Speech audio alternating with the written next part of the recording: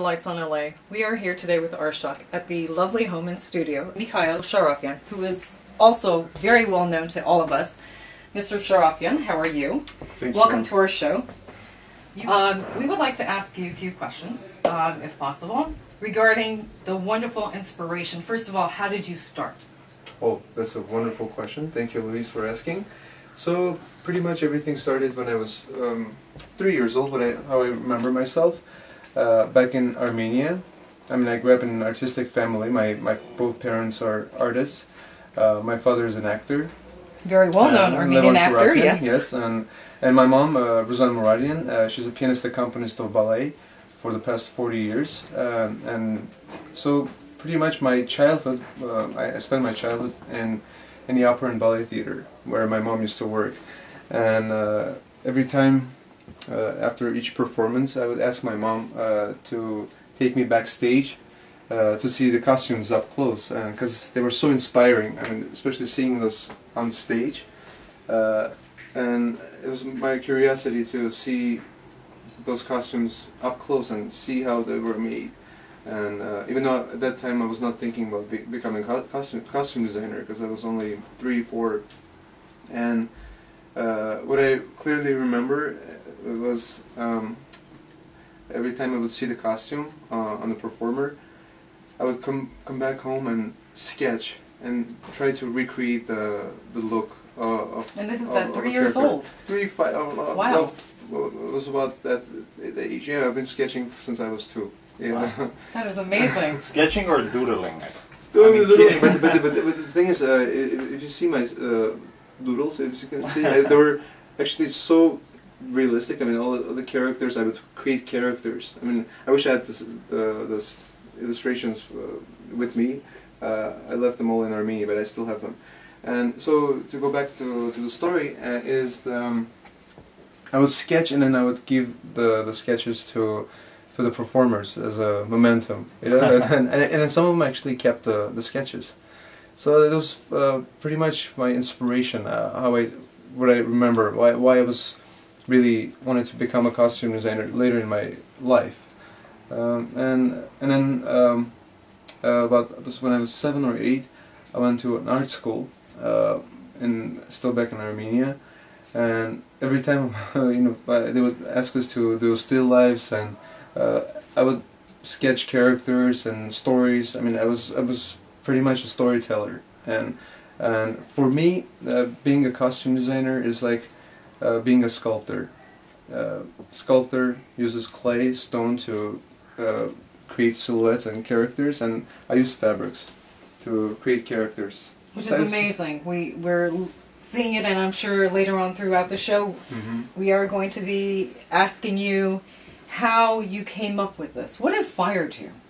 The inspiration, what I do on my downtime, when I have free time, I go to museums, and I have subscriptions to opera, Los Angeles Opera, and every time when I go and see it, and I'm just trying to recreate my childhood memories in my adulthood. So it's very interesting. It's very important to have that innocence in you, as an artist. So, and I'm keeping myself, like that. That just every time I get inspired from stuff like that. From big productions, from plays, from musicals, or movies, for instance.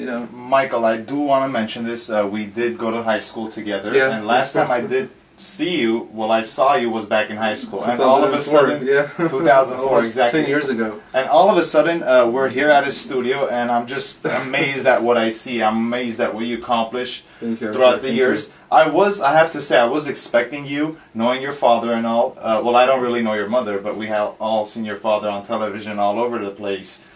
I was expecting you more to pursue the acting field. Yeah. Was the acting kind of also, did that play a major role as far as you wanting to design? Because I know you work on movies, I know you work on plays, theater, opera, even music videos. Was acting mainly what inspired you to get into movies, which you currently work in right now as well? That's an interesting question. Is that acting, for instance, I never wanted to become an actor, to be honest with you. But for me, I prefer to design for actors. You know, so I wanna create those characters because I can give you an example. For instance, when I'm sketching and of course creating the costumes, I have to see the costumes on the actors first to see how it works, and then the actor comes to the first fitting, and they're wearing jeans. You know, they just they're not in character yet. And we're doing a period piece, for instance. We're doing a period piece. As soon as he gets into the costume, he or she, you know, they're getting into the costume.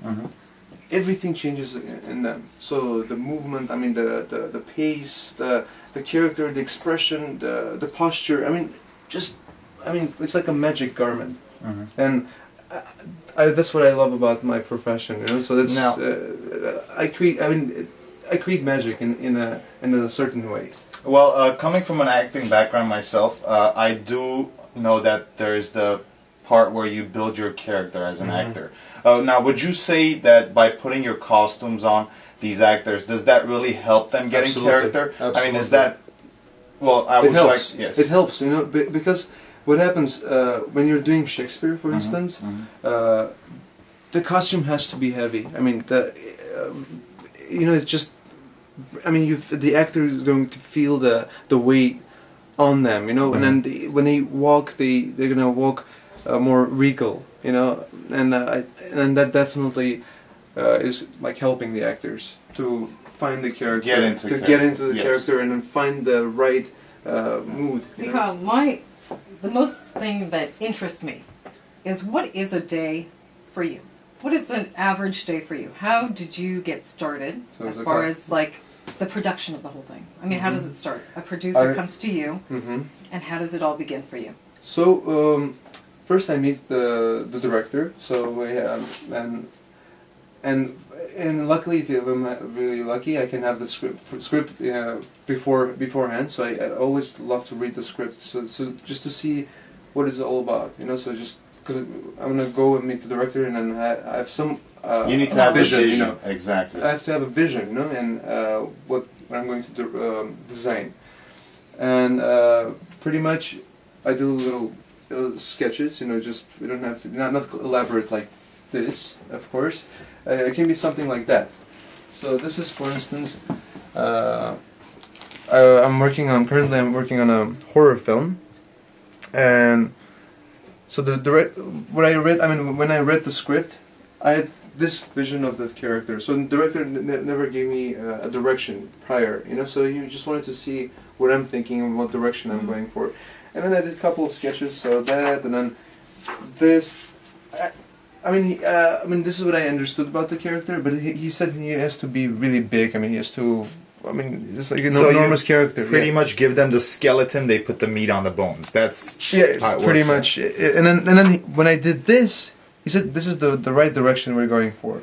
And then afterwards, I'm as you can see, I just. Now, I'm sorry to interrupt you, but how long does it take to do something like this? Oh, this is like 5 minutes. I don't know. Really? 5 minutes for 5 you. minutes? Per sketch, yeah. I mean, yeah. Cause really? This is a fast sketch. I mean, I cannot spend time on I'm sure, Luis, for us, this will take at least hours, right? I mean, someone with your background, 5 minutes, you say it so easily. I mean, yeah, this is incredible. A fast sketch. I mean, this of course, this takes hours, of course. This is more elaborate and it's more detailed, and because what happens, I prefer to do the final sketch after I finish the production, because that way I have more time to concentrate on the actual costume and just to do like final elaborate sketch, just to remember how the costume was supposed to look like. Absolutely. So from and then start pretty to much finish, and how then, as long? you can see how it's changing. So of course I did amazing. notes, and then the director gives me notes, and I just constantly like changing, and one of his inspirations was that he was saying that this character needs to look like a bug, but subconsciously. Okay. So that's now because we've been on this for about a few minutes already. What is this from exactly? What work is this from? What this movie is called Malcolm, and so it's still under horror production. flick? It's a horror film. Okay. and I also do the face, so because the director wants to know. I mean, because the directors are they're visual people, but they're not as articulate, So they want to explain something, but sometimes it's very difficult for them. I mean, especially for me, it's English is not my first language. It's actually my third language. And the director, even though they're Americans, I mean they're also having a difficulty to explain things, but in a certain way. So I understand. So my strength is the sketch. So I sketch, and then my sketches, so they see what I'm like, in what direction I'm going for. I also do the faces, because even though this is the makeup artist's work, but this is the overall look of the. This helps the them costume. and gives them the idea, or at least makes it easier for them. That's awesome. Well, I'm guessing you went through a lot of books like this, Michael. This is just one that you're just showing us. Yeah, correct? of course. This is just like this is just for one production. Yes. This is actually now this is the actual look of the. So the killer. that So was wow, the transition. Wow, transition from a skinny killer with a hoodie all the way to this. that is thing. incredible. And this is the actual look. Michael, at this time, I would like to say that we're going to take a quick break. When we come back, we want you to talk more about your costume designing and these beautiful pieces of work that you have hanging up.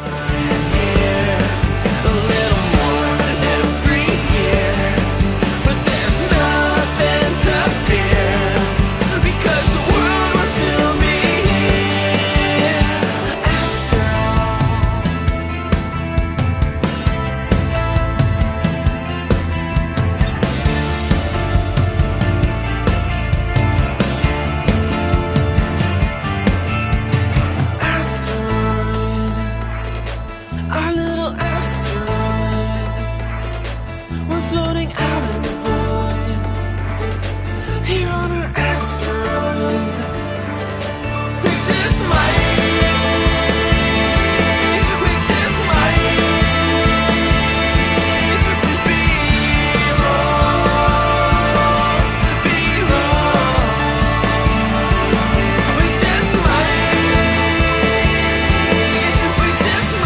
And we are back with Mikhail Sharafian at his studio. And like I mentioned before we went on a break, we do see some interesting pieces of work. Like Luis, for example, I do see that you're standing next to a beautiful piece of work. So, Mikhail, could you tell us a little bit about this? This is so cute. That's actually my school project. My very first big project that I did was a little girl's dress. Yeah, I mean, I'm very proud of that. It's the very first, And Did this premiere in anything, or did you No, do no, it it's for actually a a school reason, project. or just it's a school project? Yeah, and that's why it's very special to me. And it's very cute. first big piece that I did, in a way. No, I honestly did not know. Do you also do costume designs also for men? I'm guessing. So Yeah, it's- I'm pretty much I design for everything. And that this- piece is for it's actually from a movie, Betrayal. It's going to come out later this year. It's Eric Roberts' suit. wow, Eric Roberts. Eric Roberts. I know he Amazing. has done some work with Armenians, right? Actually, that's that's- the movie. That's the movie that I worked on. It was called Betrayal, directed by Jake Topalian. That's exactly Yeah. what I meant by that. That is awesome. And Okay, this gorgeous one that basically. That's. Can I try this one? By the way, This is gorgeous. That's a very authentically cut and sewn 18th century piece. You did everything from scratch. I did it all by myself. Yeah. Wow. From scratch. That is I cut the incredible. dress. It's actually a very big robe à la française dress. Why it's called robe à la française. And who because wore it is a robe. this? It's actually ended up in my music video that I got an award for. That is And Year amazing. 2011. Yeah. That I mean, it's amazing. And how much, if you don't mind me asking, and this something like this, how long would it take you to do? Oh gosh, that at least 2 months, because I think the longest process took me the cutting, because the cutting, this piece was like a 40-yard piece dress, 40 yards. And as far as you mean the cutting, that's everything you do. You do the Yeah. cutting, the designing. So you're